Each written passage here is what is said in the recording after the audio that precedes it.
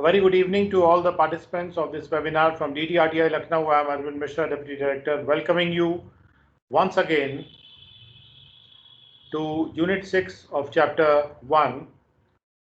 This chapter deals with principles and practice of accounting, and in today's webinar we'll be discussing accounting policies. We'll also try to intersperse more of Hindi with the English language based on the feedback that I've got that I must increase the amount of Hindi in my webinar lectures. So even if it is at the cost of some repetition, it always I think benefits everyone if certain thing is repeated in a different language. So accounting policies,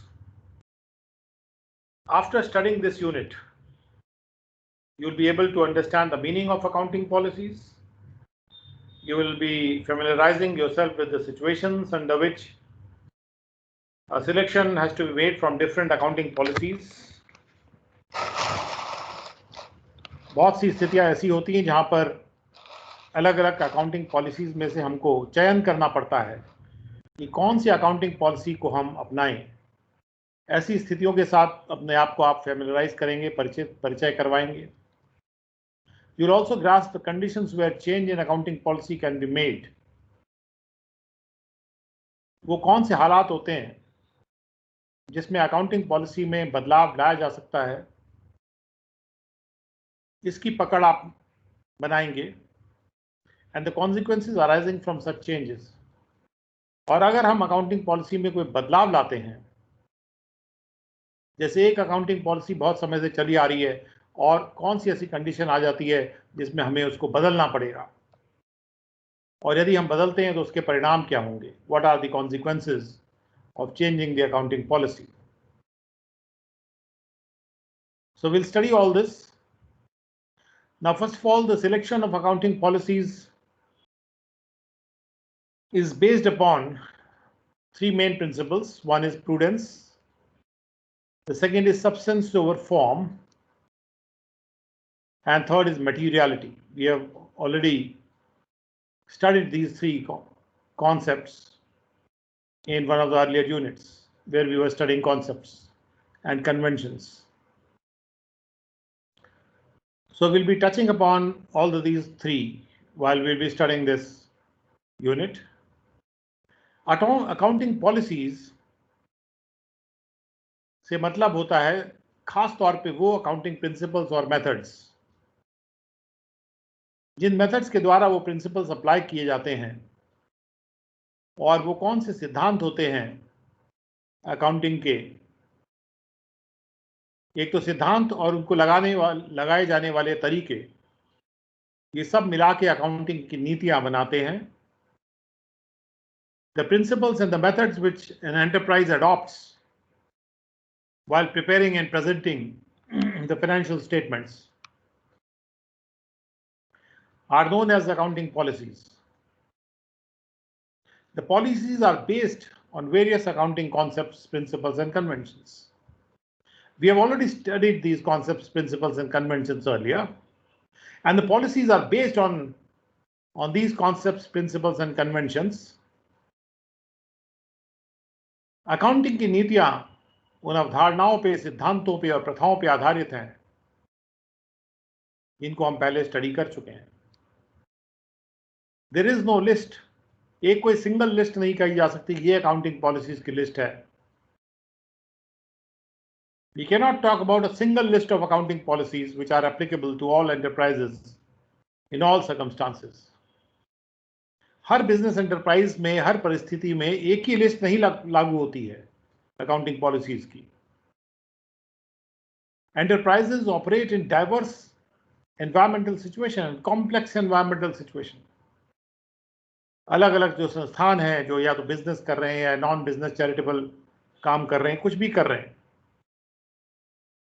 जिसमें transaction हो रहा है, event हो रहे हैं, they are operating in the diverse situation. बहुत से अलग अलग विविध स्थितियां होती हैं, बहुत सी जटिल आसपास के का माहौल होते हैं जिसमें एंटरप्राइजेस काम कर रहे होते हैं। और इसलिए उनको अपनाने पड़ते हैं अलग अलग तरीके के नीतियों को. They have to adopt different various policies because of the complex situation around them and because of the diversity that's there. The choice of a specific accounting policy which is appropriate to the specific circumstances in which the enterprise is operating will call for considerate judgment or considered judgment by the management. Management को ठीक से सोच विचार करके वो खास तौर पे अकाउंटिंग पॉलिसी अपनानी होगी जो उन खास परिस्थितियों में उपयुक्त हो. ICAI has been trying to reduce the number of acceptable accounting policies. ये जो स्वीकृत अकाउंटिंग पॉलिसीज हैं, जो स्वीकार योग्य अकाउंटिंग पॉलिसीज हैं, इनका नंबर रिड्यूस करने की कोशिश institute of chartered accountant India कर रहा है. और वो किस प्रकार से करता है? वो अपने गाइडेंस नोट्स इशू करता है और अकाउंटिंग स्टैंडर्ड्स भी इशू करता है. क्योंकि ICAI इंस्टीट्यूट गवर्नमेंट के एफर्ट्स के साथ कंबाइन कर रहा है और दूसरे जो संनियमक संस्थान हैं उनके साथ भी अपने एफर्ट्स को कंबाइन कर रहा है, और जो आगे देखने वाले प्रबंधन हैं उनके साथ भी वो कंधा से कंधा मिला के और सपोर्ट में चल रहा है. और इस रिस्पेक्ट में ICAI ने काफ़ी प्रोग्रेस किया है, काफ़ी आगे बढ़ा है. जो एरियाज हैं जिसमें कि अलग अलग अकाउंटिंग पॉलिसीज बार बार उनका सामना करना पड़ सकता है, वो एरियाज हैं एक तो इन्वेंट्रीज का वैल्यूएशन और इन्वेस्टमेंट का वैल्यूएशन. इन दो चीज़ों में हमको अलग अलग अकाउंटिंग पॉलिसीज का सामना करना पड़ता है. The list should not be taken as exhaustive but is only illustrative. हालांकि ये लिस्ट केवल एक उदाहरण के रूप में दी गई है और ये कंप्लीट लिस्ट नहीं है. और भी परिस्थितियां हो सकती हैं जहां पर हमको अलग अलग अकाउंटिंग पॉलिसीज का चयन करना पड़े. ये मामला काफ़ी जटिल है और कॉम्प्लेक्स है और धीरे धीरे हम अकाउंटिंग पॉलिसीज की कॉम्प्लेक्सिटी को समझेंगे. मान लीजिए कि कोई एंटरप्राइज है जो कि कुछ इन्वेस्टमेंट होल्ड कर रही है और ये इन्वेस्टमेंट शेयर्स के रूप में कर रही है किसी कंपनी के अकाउंटिंग पीरियड के एंड में. अब शेयर्स के वैल्यूएशन के लिए वो जो एंटरप्राइज है या तो वो फीफो मेथड अडॉप्ट कर सकती है, फर्स्ट इन फर्स्ट आउट, या वो एवरेज मेथड अडॉप्ट कर सकती है, और इस तरह के कई मेथड हैं जो वो अडॉप्ट कर सकती है. वो कौन सा मेथड सिलेक्ट करेगी, वो एंटरप्राइज के द्वारा कौन सा मेथड सिलेक्ट किया जाएगा वैल्यूएशन के लिए, वो ही उसकी अकाउंटिंग नीति है कि कौन सा मेथड वो सिलेक्ट करेंगे वैल्यूएशन के लिए.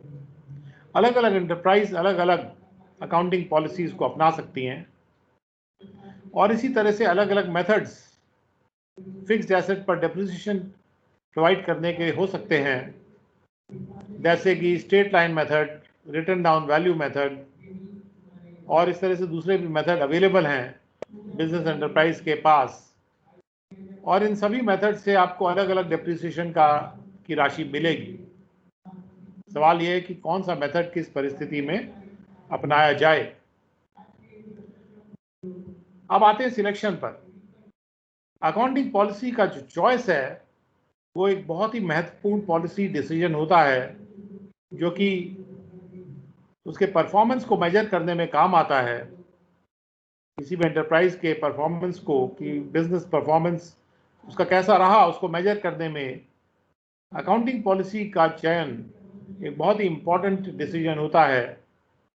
और किसी भी बिजनेस एंटिटी के फाइनेंशियल पोजीशन को तय करने के लिए, उसको मेजर करने के लिए भी ये एक इम्पॉर्टेंट पॉलिसी डिसीजन होता है. अगर अकाउंटिंग पॉलिसी का जो चयन है वो अनुपयुक्त होगा तो उससे हो सकता है कि जो परफॉर्मेंस है या फाइनेंशियल पोजीशन है उसकी रेटिंग कम हो जाए या कुछ ज़रूरत से ज़्यादा हो जाए. यानी या तो हम आकलन बहुत ज़्यादा कर देंगे या ज़रूरत से कम कर देंगे अगर हमने अनुपयुक्त अकाउंटिंग पॉलिसी का चयन कर लिया.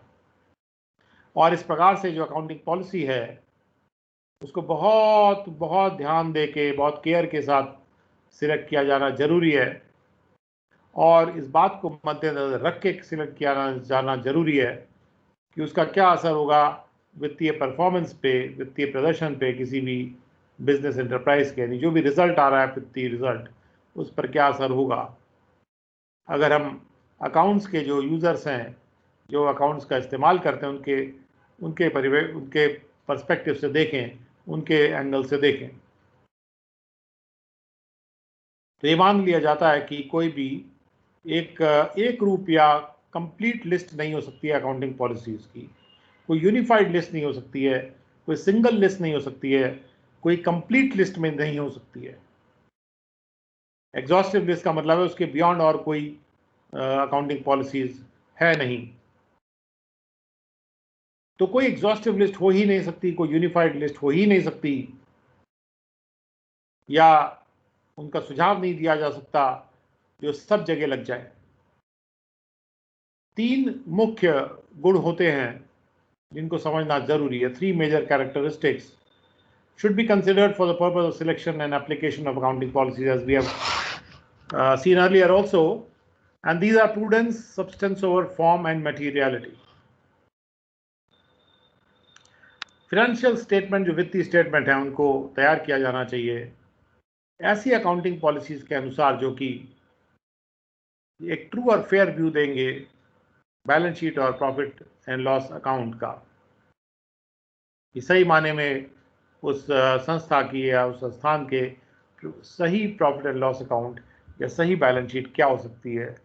उसका ट्रू और फेयर व्यू जो भी पॉलिसी देगी वो पॉलिसी सबसे उपयुक्त है। उदाहरण के रूप में जहां पर हम सेट ऑफ अकाउंटिंग पॉलिसीज का सिलेक्शन करते हैं, उसमें कुछ उदाहरण इस तरह के हैं कि सपोज मान लीजिए जो स्टॉक है या इन्वेंट्रीज हैं उनको हम कॉस्ट पे अगर वैल्यू करते हैं, सिवाय फिनिश गुड्स के और बाई प्रोडक्ट्स के। फिनिश गुड्स का वैल्यूएशन हम कॉस्ट या मार्केट वैल्यू इसमें से जो भी सबसे कम है दोनों में से उस पर करते हैं, और जो बाई प्रोडक्ट्स निकलते हैं किसी भी फैक्ट्री के, जैसे किसी शुगर फैक्ट्री में बगास निकलेगा, मोलासिस निकलेंगे, जो बाई प्रोडक्ट्स निकलते हैं उनको नेट रियलाइजेबल वैल्यू पे वैल्यू किया जाता है, यानी कि उनको बेचने से कितनी राशि प्राप्त होगी, कितनी राशि रियलाइज होगी, उस राशि के अनुसार बाई प्रोडक्ट्स को वैल्यू किया जाता है। तो आप देख सकते हैं कि इन्वेंट्रीज का वैल्यूएशन कॉस्ट पर होता है, फिनिश गुड्स का वैल्यूएशन कॉस्ट या market value whichever is lower पे होता है, और जो बाई प्रोडक्ट्स का जो वैल्यूएशन है वो नेट रियलाइजेबल वैल्यू पे होता है। उसके बाद एक और उदाहरण ये है कि जो लॉन्ग टर्म इन्वेस्टमेंट्स होते हैं उनको हम उसके एक्विजिशन कॉस्ट के हिसाब से वैल्यू करते हैं, और जहां पर भी कोई भी कॉस्ट परमानेंटली गिर जाती है उसके लिए हम प्रोविजन बना देते हैं।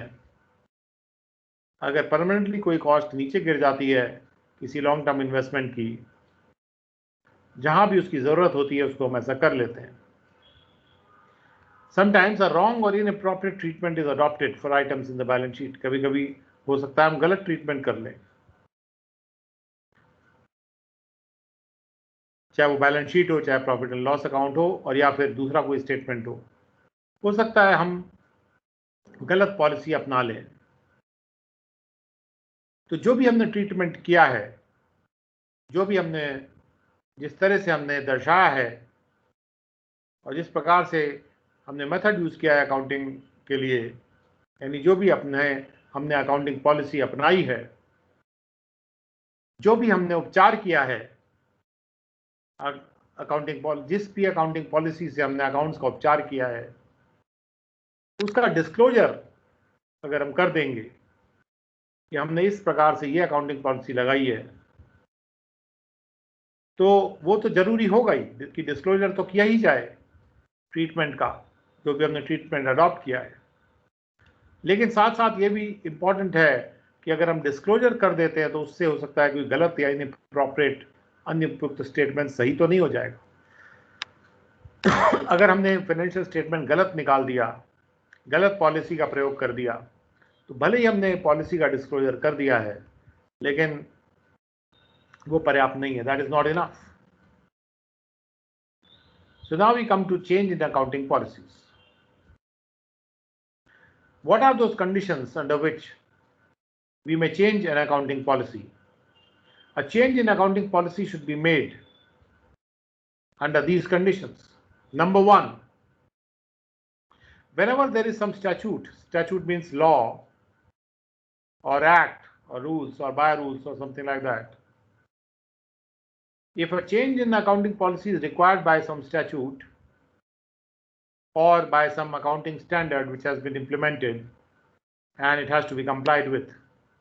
So wherever there is a statutory compliance or an accounting standard compliance required, accounting standard is released by ICAI. Similarly, we can also say that for the purpose of Income Tax Act, it may be necessary to apply the ICDS, Income Computation and Disclosure Standards. Of course, income computation and disclosure standards are not standards of accounting, but they are the standards for computation of income for the purpose of taxation. We must remember that. So wherever there is a statutory compliance or accounting standard compliance required to be done, and under that compliance, a change in the accounting policy is required, it should be made. Secondly, if the change in the accounting policy would result in more appropriate presentation of financial statement,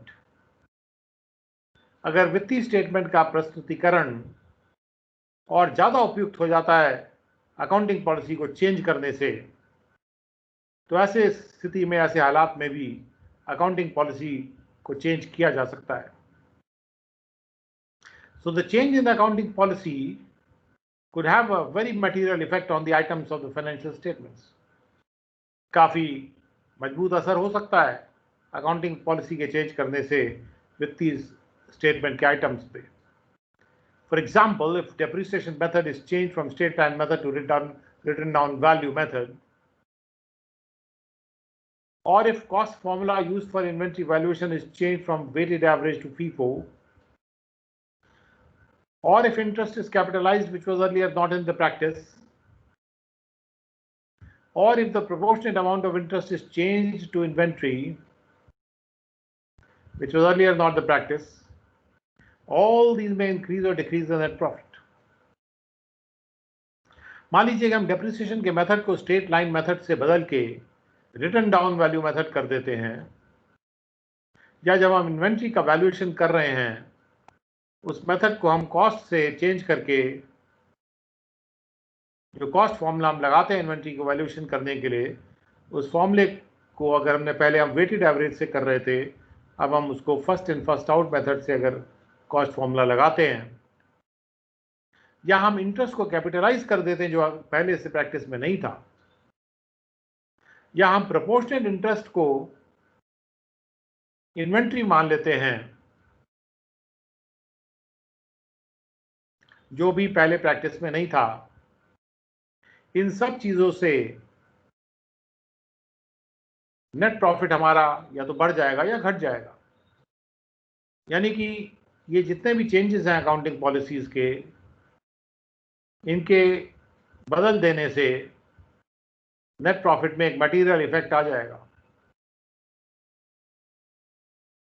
तो अगर हम लोग इस effect को quantify नहीं करेंगे, जब भी हम अकाउंटिंग पॉलिसी चेंज करते हैं, तो हमको जो मटेरियल इफेक्ट आ रहा है नेट प्रॉफिट के ऊपर, उसको क्वांटिफाई कर देना चाहिए, उसकी क्वांटिटी बता देनी चाहिए. तो अगर हम क्वांटिफाई नहीं करेंगे तो फाइनेंशियल स्टेटमेंट अकाउंट्स के यूजर्स की कोई मदद नहीं कर पाएगा, क्योंकि अकाउंट्स का यूजर कंफ्यूज रहेगा कि प्रॉफिट इतना है कि उतना है.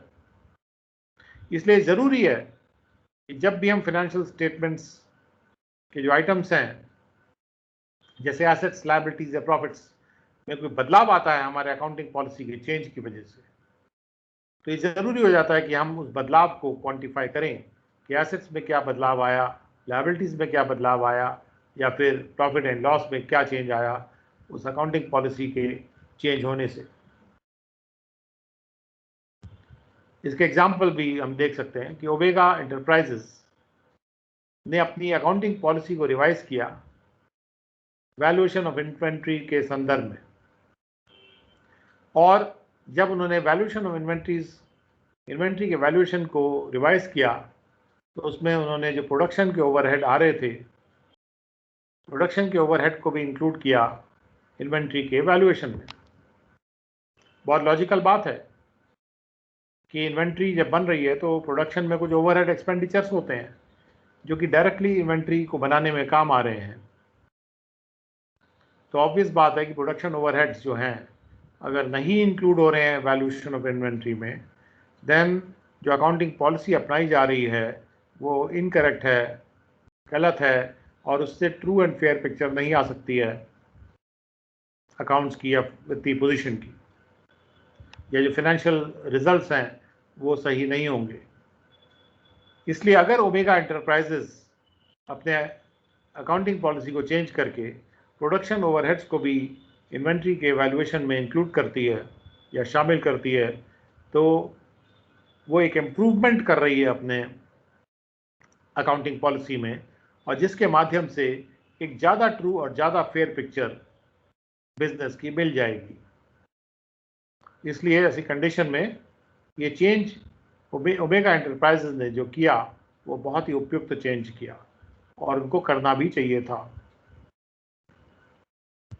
एक और एग्जांपल लेते हैं, अल्फा एंटरप्राइजेस अगर कोई कंपनी है तो उन्होंने डिप्रिसिएशन को मेथड को बदला, और पहले वो स्ट्रेट लाइन मेथड को यूज़ कर रहे थे, और स्ट्रेट लाइन मेथड को चेंज करके अब उन्होंने रिटन डाउन वैल्यू मेथड को अपनाया, जो कि ज़्यादा रैशनल और ज़्यादा करेक्ट मेथड है, और जिससे कि हम ये कह सकते हैं कि उन्होंने अपने अकाउंटिंग पॉलिसी को चेंज किया।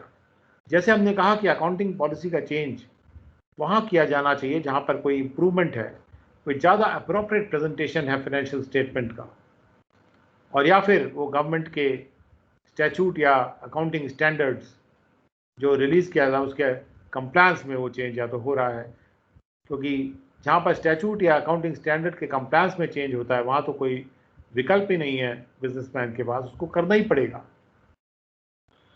वो मजबूर है, he is compelled to do it by law,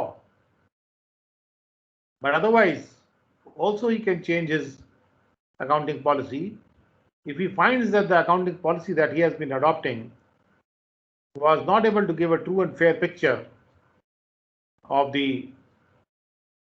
financial results as well as of the financial position of the company. In summary, if we were to think about it, it's very important that while deciding which accounting policy is more appropriate under the given circumstances of a business, the basic characteristics, the major characteristics that have to be considered are prudence, substance over form, and materiality. An immaterial change is not important and should not be adopted. Substance should be seen over form. Form is only what is visible or what is apparent. Form केवल रूप है, substance जो धरातल होता है वो असलियत होती है, वो रियलिटी होती है। तो रियलिटी को, सब्सटेंस को देखना इंपॉर्टेंट है। प्रूडेंस का मतलब, जैसे हमने पहले भी डिस्कस किया, कि हम अपने लॉसेस को पे ये ध्यान रखेंगे कि हमारे जो लॉसेस हैं वो कम हम ना स्टेट कर जाएं। We should not understate our losses and we should never overstate our profits.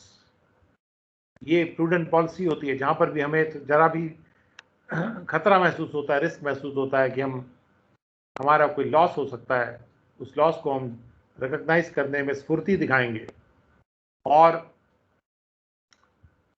अगर हमको लगता है कि कोई प्रोबेबल लॉस है, केवल इमेजिनेशन के आधार पे नहीं, लेकिन दूसरी ओर अगर हमारा कोई ऐसा प्रॉफिट है जो कि अनिश्चित है, तो हम उसको तब तक नहीं अडॉप्ट करेंगे, नहीं फाइनेंशियल स्टेटमेंट्स में लेके आएंगे जब तक कि हम रीजनेबली प्रॉब्ली श्योर ना हो जाए कि हमारे पास वो प्रॉफिट आने ही वाला है।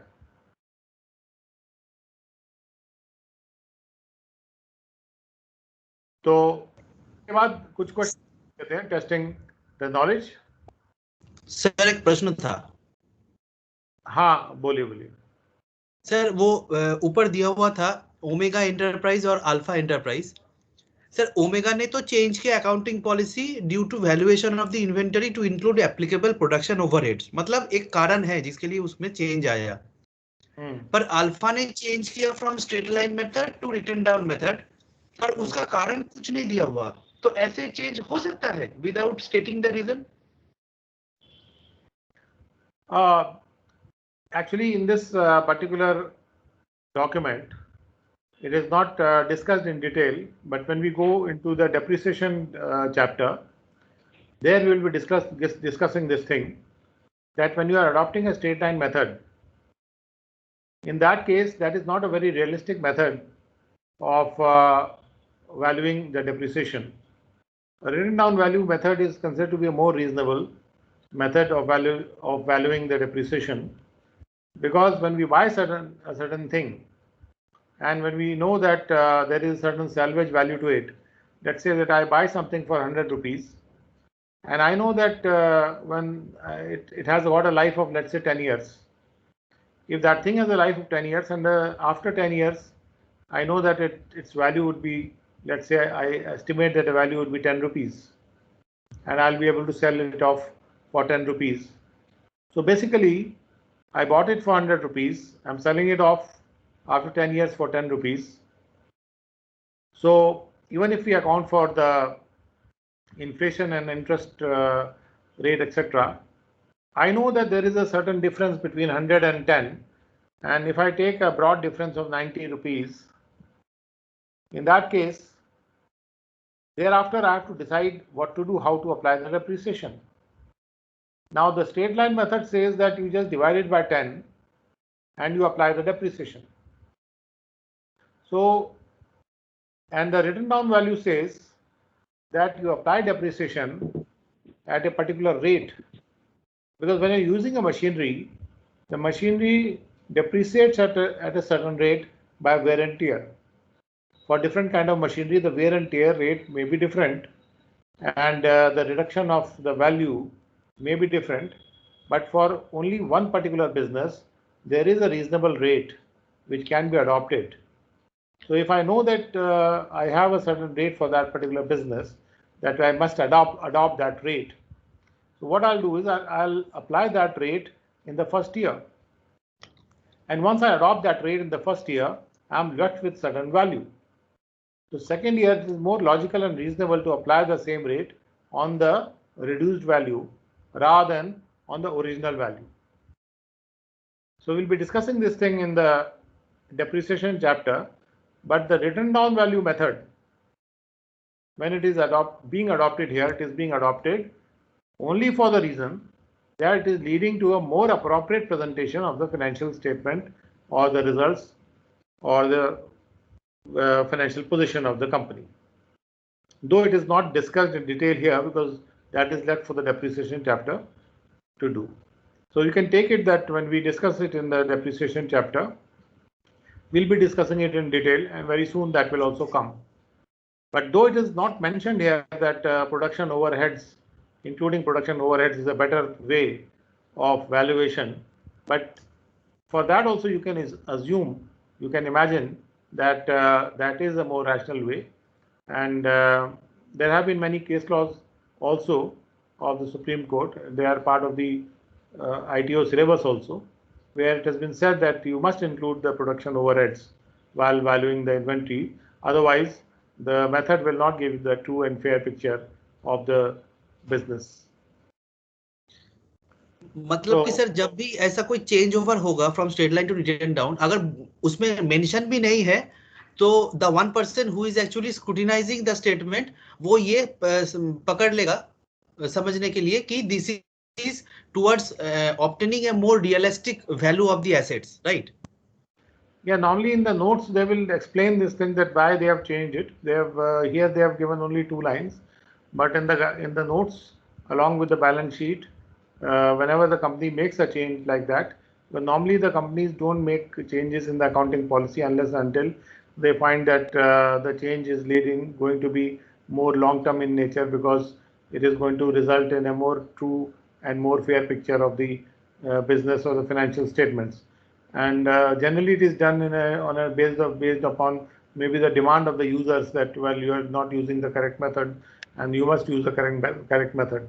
So if we are improving ourselves, any kind of change which goes to improve the accounting method or accounting policies, that is always welcome, because frequent change in the accounting policy is scoffed at, and it is not really encouraged, unless until it is for these two reasons that are mentioned here. Either it is in compliance with the government regulations or the laws which have been introduced, or the accounting standards, or it is because there is a more improved method that we have found that needs to be applied, because we want to give a true and fair picture to all the users, including the internal management as well as the external management.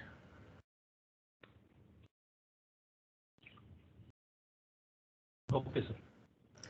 Okay, so thank you very much. We have come to the end of this particular session, and tomorrow morning we'll be starting the next session, and it will be delayed by half an hour tomorrow morning due to certain function timings here from where I am delivering the sessions outside our place where we are. So anyway, we'll be starting at 8:30 tomorrow morning. That is only for tomorrow. Okay, Otherwise, normally the time that we are following is 8 o'clock to 9 o'clock, but we had shifted it to 7:45 due to certain hammering, and the hammering has now reduced, but there is certain other issue tomorrow. We will start at 8:30 and go up to 9:30 for tomorrow morning session. So please join us at 8:15 a.m. tomorrow morning for the next session tomorrow morning in bookkeeping and accountancy. Thank you so much for having joined us for this session, and once again, apologies for a little delay of about half an hour. Hopefully, we'll not be delaying ourselves and we'll be keeping with the timing. Thank you so much.